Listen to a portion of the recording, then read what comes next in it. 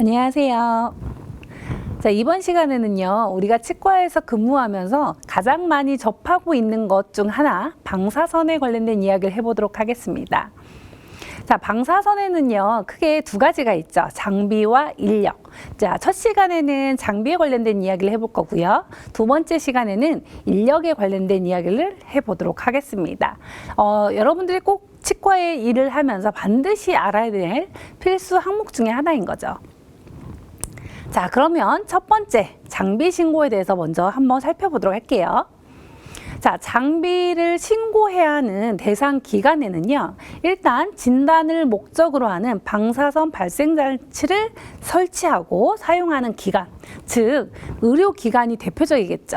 물론 보건소나 아니면 뭐 학교법에 의해서 뭐 신체 검사를 실시하는 보건실이나 기타 등등 다른 곳에서도 가능하지만 우리가 생활하고 있는 우리 의료기관, 치과에서 또는 병원에서 가장 많이 볼 수 있는 방사선에 관련된 항목들은 반드시 신고를 해야 됩니다.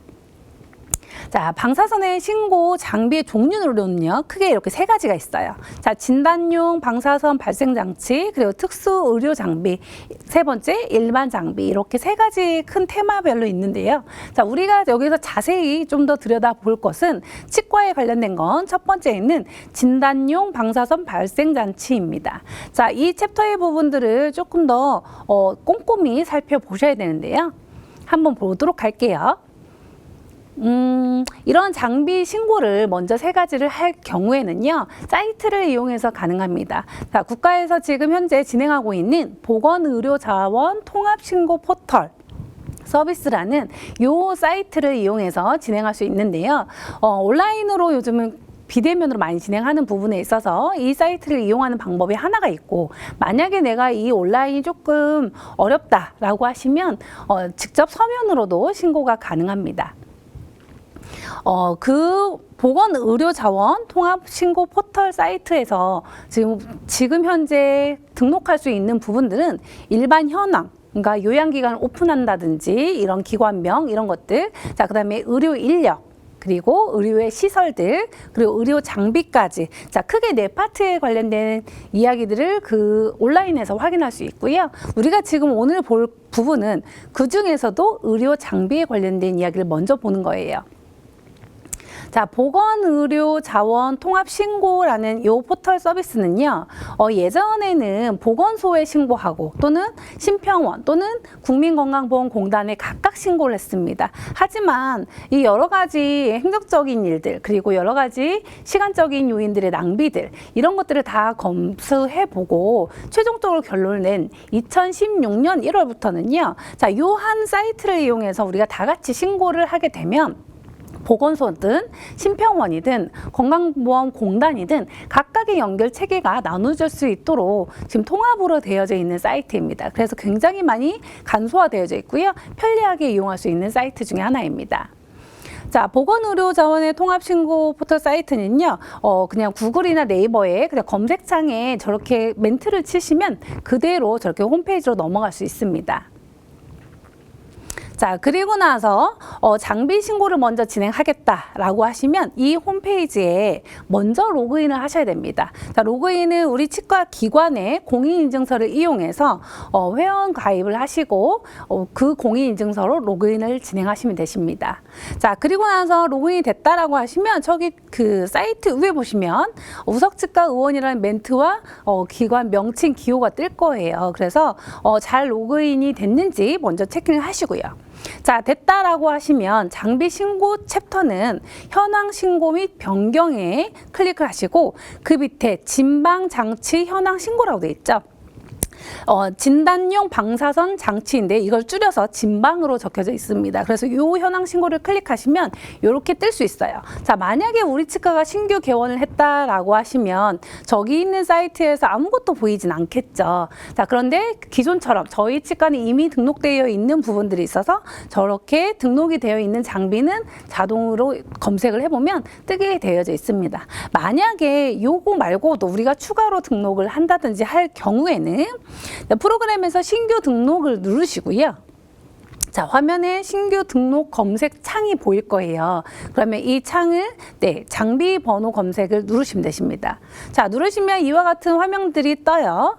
자, 이 같은 화면들은 그 각각의 장비의 명칭, 명번호, 뭐 이런 코드 번호 이런 것들을 집어넣어서 검색할 수 있습니다. 자, 그러면 식약청에서 허가를 했고 그 허가된 그 코드 번호, 그 품명에 따라서 장비가 리스트가 뜰 거예요. 그래서 그 부분들을 정확하게 아신 다음에 자, 그 다음에 기본 정보 또는 허가 제조 정보 또는 검사 정보 또는 구입 판매 설치 정보 자, 이러한 사항들을 꼼꼼히 하나씩 입력하시면 되십니다. 자, 물론 이런 장비들을 입력할 때 나 도저히 정말 모르겠다 라고 하시면 보통은 거래처에서 진행해 주시기도 하시거든요. 그래서 이런 부분들이 일단 신고를 꼼꼼하게 하시는 거죠. 잘 기재를 하셔야 되시고, 자, 기재가 됐다라고 하시면 혹시 뭐 성적서랄지 아니면 뭔가의 또 다른 파일들을 추가할 때는 저렇게 파일 추가를 해서 업로드를 시키면 되십니다.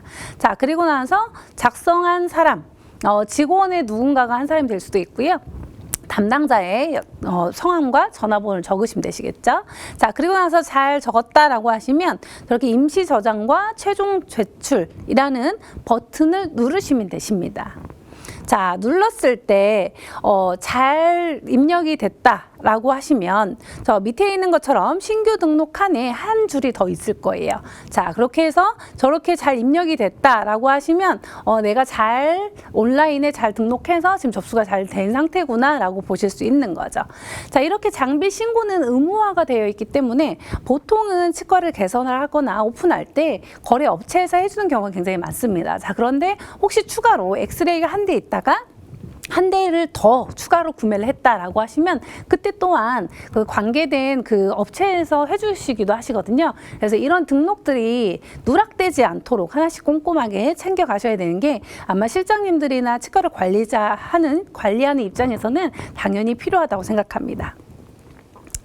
자, 그리고 또 하나는요. 일단 장비를 신고를 했다라고 하시면 장비에는요, 각각의 바코드가 있습니다. 자, 물론 이제 우리 치과에서도 각각의 인력에 우리가 명찰을 차고 있죠. 항상 제가 말씀드리잖아요. 면허의 종별과 명찰을 각자 차는 거는 당연하듯이 장비 또한 마찬가지입니다. 각각의 이름표를 붙여 주셔야 되세요. 자, 그런데 요즘은요, 예전 같은 경우에는 보건소에서 그 라벨을 분명히 이렇게 바코드 라벨을 이렇게 우편으로 보내주셨었는데 요즘은 온라인으로 이렇게 출력해서 붙일 수 있는 방법들이 있습니다. 그래서 그 방법들을 한번 살펴보도록 하겠습니다.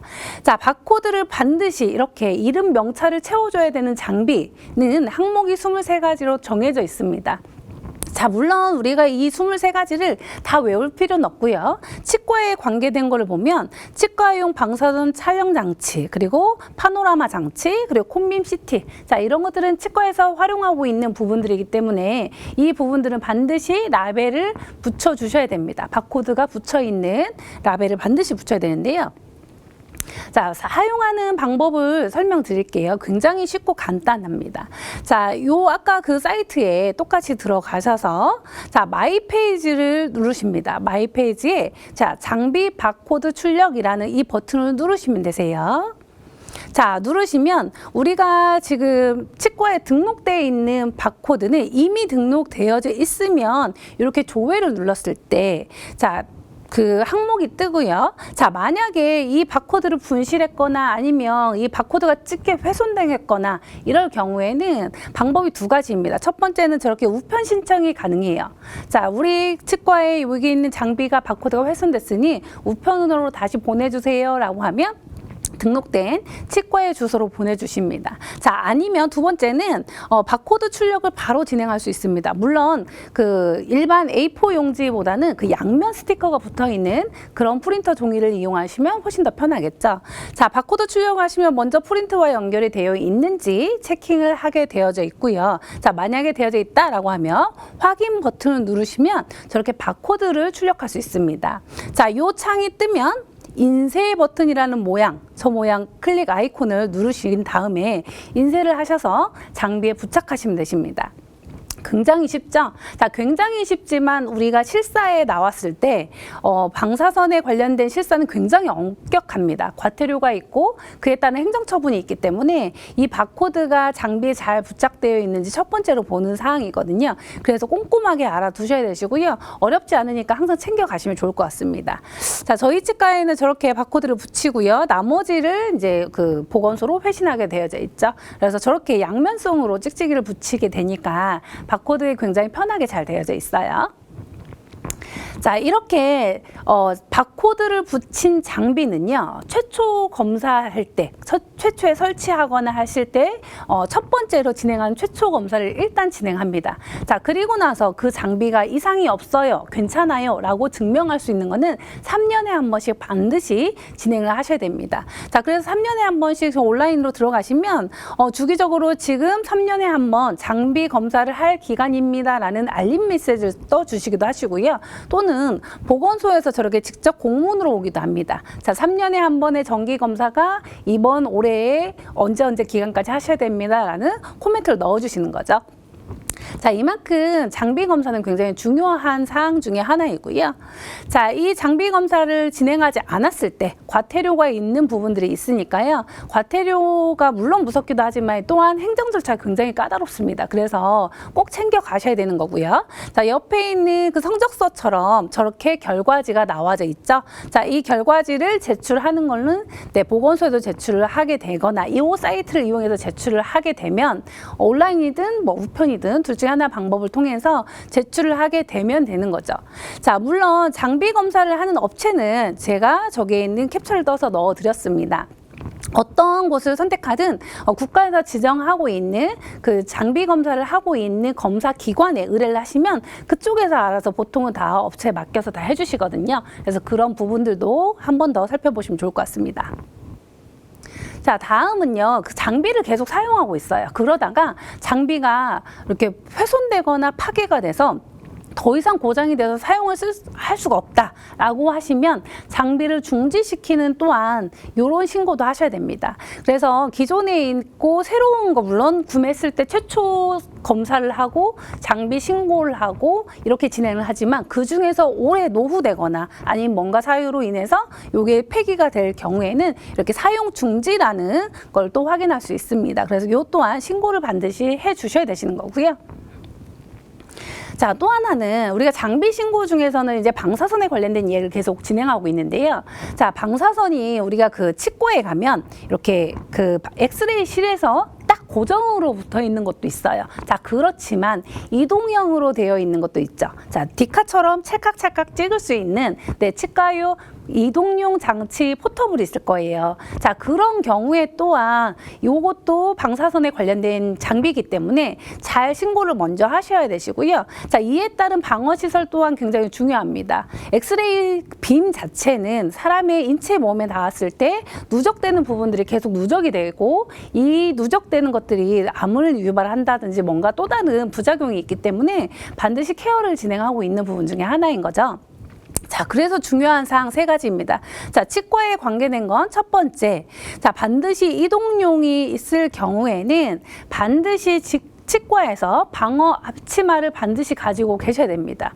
물론 비치도 하셔야 되시고요. 우리가 만약에 촬영을 하거나 또는 환자분이 촬영을 받을 경우에는 두 분 다 방어 앞치마를 착용하는 것이 원칙입니다. 자, 그래서 이런 경우에 우리가 그 무의식적으로 그냥 이동형이라고 해서 진료실 내에서 계속 이렇게 그냥 찰칵찰칵 찍는 게 아니라 방호복을 정확하게 입고 아니면 되도록이면 이동형이다 하더라도 그 지정된 공간 내에서 촬영할 수 있도록 하는 게 원칙이겠죠. 자, 그리고 두 번째는요. 이동형일 경우에는 반드시 X선 방어 칸막이를 꼭 있어야 됩니다. 자, 방사선 빔이 계속 돌아다니다가 어떠한 환자분이든 뭐 직원분이든 어떤 몸의 인체에 들어갈 수 있기 때문에 방어 칸막이를 꼭 갖추는 것을 권장해 드립니다. 자, 이 2가지 치과에서는 꼭 중요하시고요. 자, 그 다음 방어를 위해서 X선에 방사선에 관련된 어떠한 해를 입지 않기 위해서 우리 스스로를 보호한다든지 아니면 환자분을 보호할 수 있는 기구들이 있습니다. 자, 그런 기구들에 대해서 한번 살펴볼게요. 자, 규격이나 종류는 이제 참고적으로 보시는데요. 치과에 관련된 이야기를 좀 해본다면 반드시 방어 앞치마 한 개는 필수입니다. 자, 그래서 방어 앞치마는 한 개로 필수로 구비를 해 놓으셔야 되시고, 혹시 방어 앞치마가 훼손됐거나 찢겼거나 뭔가 문제 있으면 새로운 걸로 교체를 해 두시고, 한 개는 반드시 있어야 되시고요. 혹시 촬영실이 2개다 라고 하시면 방어 앞치마도 2개를 보유해 주시면 더 좋겠죠. 촬영실이 여러 개일 경우에는 이렇게 촬영실 하나에 하나 정도는 꼭 세팅을 해주시면 좋을 것 같습니다. 그래서 이 부분들이 별거 아닌 것 같지만 환자분을 보호하고 우리 치과에서 일을 하고 있는 직원들을 보호할 수 있는 굉장히 중요한 아이템인 것 같습니다. 자, 또 하나는요, 방사선 관련 서류에 대한 작성, 비치, 보존에 관련된 이야기입니다. 방사선 관련된 서류들은 굉장히 많아요. 근데 그런 서류들을 그때그때 폐기하는 게 아니라 보존 기간이 의무적으로 정해져 있습니다. 그래서 참고하시고 이 보존 기간을 잘 지키셔서 가지고 계시는 게 또 하나의 우리의 의무인 것 같고요. 제가 지금 여러 가지 그 정보들을 말씀드렸죠. 자, 이런 정보들은 2가지 참고하시면 좋을 것 같아 설명드리겠습니다. 자, 하나는 보건의료자원 통합신고포털 매뉴얼에 2020년 9월 1일 날 발간한 자료입니다. 자, 이 자료에는요, 굉장히 자세히 그 매뉴얼을 어떻게 사용하고 있고, 이 사이트를 어떻게 사용하면 좀 더 쉽고 간편하게 사용할 수 있는지 잘 나와져 있고요. 자, 또 하나는 2017년 의료 방사선 안전관리 편람이라는 게 있습니다. 자, 계속 방사선이 이게 이제 2006년, 2010년 계속 업데이트 되다가 최종 마지막으로 나온 책자가 2017년입니다. 여기에는 의료 방사선의 안전관리의 모든 내용들이 다 들어져 있거든요. 그래서 이 부분을 자세하게 보시면 충분히 볼 수 있고요. 이런 부분들은 온라인으로 배포를 받을 수 있는 PDF 파일로 받을 수 있습니다. 그래서 그때그때 한번 저장을 해 놓으시면 한글 파일로 저장하셨다가 언제든지 그런 파일들을 문구나 어떤 부분들이 이상이 있을 때 열어보시고 확인하시는 게 굉장히 중요하다고 생각합니다. 관리자가 되었을 때 반드시 알아야 될 이 방사선은요, 나 혼자만 아는 게 아니라 나와 여기에 함께하는 근무자들 그리고 치과를 내원하는 환자분들까지 보호하는 가장 중요한 하나의 정책이라고 저는 생각합니다. 자, 이번 시간에는요, 이렇게 장비에 관련된 이야기를 해봤습니다. 장비는 절대적으로 빠뜨리면 안 되는 부분 중에 하나라고 제가 계속 강조드리고 있죠. 실사에 나왔을 때 첫 번째입니다. 반드시 한번 꼼꼼히 살펴보시고 우리 치과는 잘 되고 있는지 한 번 더 체킹해 보시길 바랍니다. 감사합니다.